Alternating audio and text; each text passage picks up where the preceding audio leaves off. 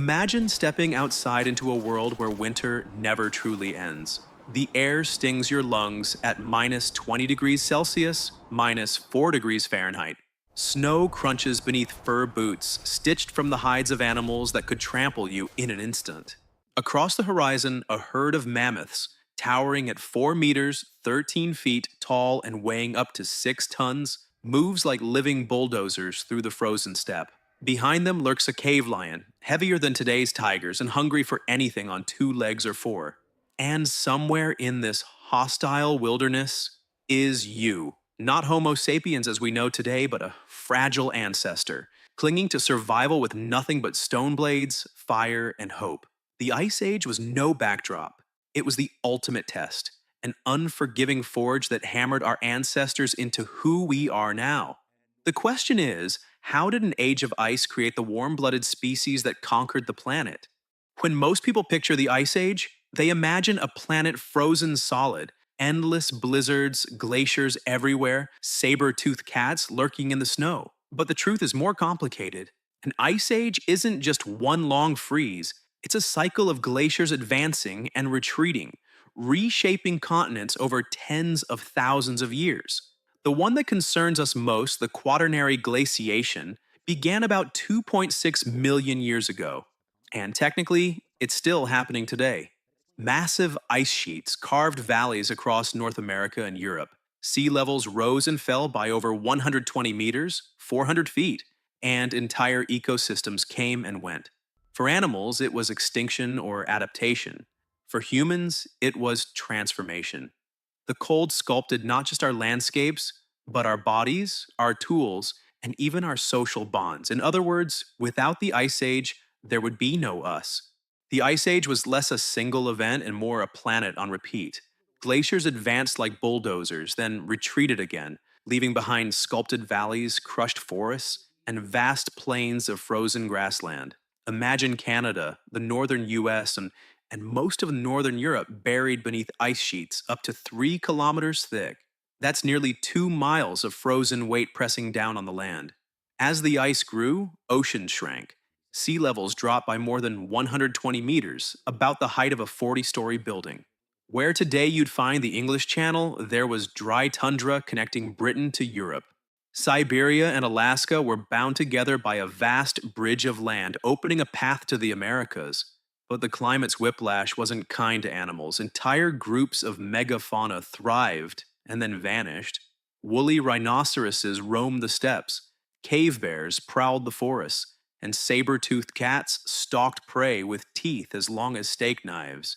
Yet as warming cycles melted the glaciers, many of these giants lost their icy homes and vanished forever.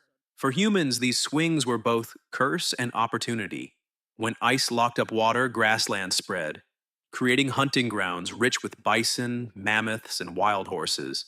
But in harsher freezes, food vanished, forests died back, and survival meant moving or dying. Archaeological sites in Europe show evidence of repeated waves of human abandonment and return, each tied to glacial advances and retreats. The Ice Age wasn't just scenery, it was a ruthless sculptor chiseling away at the weak and rewarding the adaptable. Every storm, every drought, every frozen valley was a challenge that pushed our ancestors to innovate or be left behind in the snow. It was in this crucible of shifting ice and vanishing animals that the stage was set for the next great transformation. Not just in landscapes, but in human bodies themselves. If you lined up Ice Age humans beside us today, the differences would be striking. The cold carved itself into their very bones. Take Neanderthals. Stocky, broad-chested, with shorter limbs, they were the ultimate cold-weather athletes. This body plan follows what scientists call Bergmann's and Allen's rules. Bigger, thicker bodies conserve heat, shorter arms and legs minimize heat loss. Imagine a human shaped less like a marathon runner and more like a powerlifter, compact, muscular, and built to endure frostbite winds. Fossils confirm just how rugged they were. A typical Neanderthal male weighed around 83 kilograms, carried on a frame shorter but bulkier than ours. Their bones were so dense that some have been compared to modern-day powerlifters. Studies even suggest they could bench press the equivalent of 200 kilograms without training. Strength wasn't a luxury, it was survival. Meanwhile, Homo sapiens, our direct ancestors, took a different route. Instead of brute strength, we doubled down on endurance. Our taller, leaner frames were less insulated, but perfectly adapted for long distance trekking and persistence hunting. In a world where large prey could run for miles, our ancestors had the stamina to keep chasing until the animals collapsed from exhaustion. Then there's the brain. The Ice Age didn't just shape our bodies, it expanded our minds. Neanderthals actually had brains slightly larger than ours, averaging around 1,500 cubic centimeters compared to our 1,350. But size wasn't everything. Homo sapiens developed neural wiring optimized for communication, memory, and planning, tools just as vital as spears in an unforgiving tundra. Every frostbitten night, every scarce meal, every deadly predator sharpened humanity's edge. Survival didn't just favor the strongest or fastest, it favored the adaptable. And so, evolution began forging the blueprint for us, a species that could outthink, outlast, and eventually outlive every Ice Age rival. But adaptation wasn't only about muscles and brains. To thrive in the cold, our ancestors needed weapons, clothing, and fire, technologies that would become as crucial as their own biology. Surviving the Ice Age wasn't just about muscle, it was about ingenuity. The frozen world demanded tools as sharp as the climate itself. Fire was first. Early humans didn't just stumble upon it, they mastered it. Hearths found in Ice Age caves show controlled flames dating back hundreds of thousands of years. Fire meant warmth on minus 30 degrees Celsius nights, cooked food for easier digestion, and protection from predators whose glowing eyes lingered just beyond the circle of light. Clothing was next. Animal hides weren't simply draped over shoulders, they were tailored. Needles carved from bone have been found in sites over 40,000 years old. This wasn't fashion, it was survival couture. A mammoth hide coat or reindeer fur boots could mean the difference between frostbite and another sunrise. Shelters, too, evolved. While some groups used caves, others built homes from the bones of mammoths, stacking tusks into arches and covering them with skins to create surprisingly sturdy huts. Imagine a family huddled inside, wind howling outside while firelight flickered across curved ivory walls. Weapons kept stomachs full. Early spears gave way to more advanced projectiles like the atlatl, a spear thrower that turned human arms into biomechanical crossbows, launching darts with lethal force. With these, hunters could take down mammoths and bison from safer distances. But perhaps the most powerful tool wasn't made of stone, bone, or fire. It was cooperation. Hunting parties worked in teams, driving prey into traps or ambushes. Knowledge was shared, passed from generation to generation. Each innovation wasn't just a breakthrough, it was survival written into culture. The Ice Age forced humans to become inventors, architects, and strategists. And in doing so, it laid the foundation for the leap from survival to civilization. Technology kept Ice Age humans alive, but culture, shared meaning, and memory is what made them human. Step inside Chauvet Cave in southern France. On its walls over 30,000 years ago, someone painted lions stalking bison, mammoths marching in herds, and rhinoceroses locked in combat. The artists used charcoal and ochre, even shading techniques to give the animals motion. These weren't just doodles, they were stories, hunting guides, maybe even spiritual rituals, evidence of imagination flickering brighter than any fire. Across Europe and Siberia, tiny figurines appeared, the Venus statues. Carved from mammoth ivory or limestone, they exaggerated human curves, symbols of fertility, survival, or perhaps identity. For a species locked in battle against the cold, these little sculptures were reminders of life's most vital force, continuity. Language, too, likely expanded under the pressure of Ice Age living.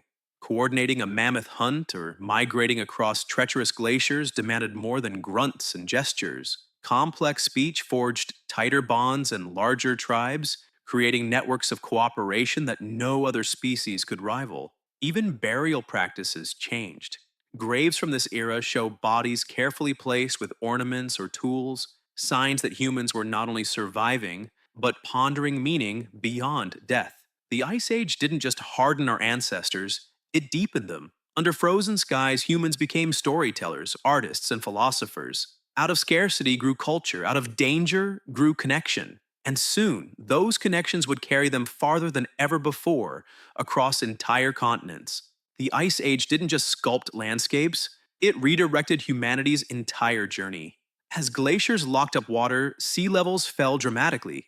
Coastlines stretched outward, and what are now oceans became highways of land. The most famous was Beringia, a vast frozen plain connecting Siberia to Alaska. For tens of thousands of years, it stood as a bridge between worlds.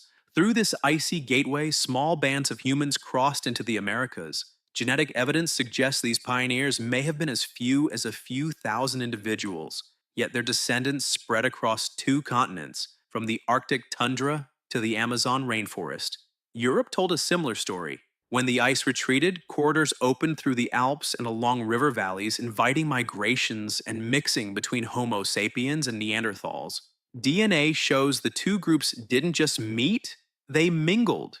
Today, up to 2% of your genome may still carry Neanderthal echoes, a genetic reminder of Ice Age encounters.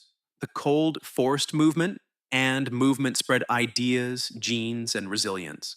Each migration redrew the human map, ensuring that no single valley, no single continent would ever hold us back again. By the end of the Ice Age, our ancestors had become the planet's most widespread species, a feat no predator, no mammoth, no saber-tooth could ever match. The Ice Age was never just a backdrop of snow and mammoths. It was the crucible that tested, broke, and remade us. It carved valleys and coastlines, but more importantly, it carved our species. It forged Neanderthal strength, refined human endurance, and demanded the technologies of fire, clothing, and shelters. It pushed us to paint, to sing, to bury our dead with meaning, and it scattered us across the globe, leaving echoes of Ice Age migrations in every human alive today. Without the cold, without the hunger, without the endless winters, there would be no Homo sapiens as we know them. The paradox is clear. The harshest age gave birth to the warmest legacy, us. So, next time you step into the chill of winter, remember, you're not just feeling the cold, you're feeling the forge that made humanity. And if you want more journeys into the deep past, don't forget to subscribe, because the Ice Age was just the beginning.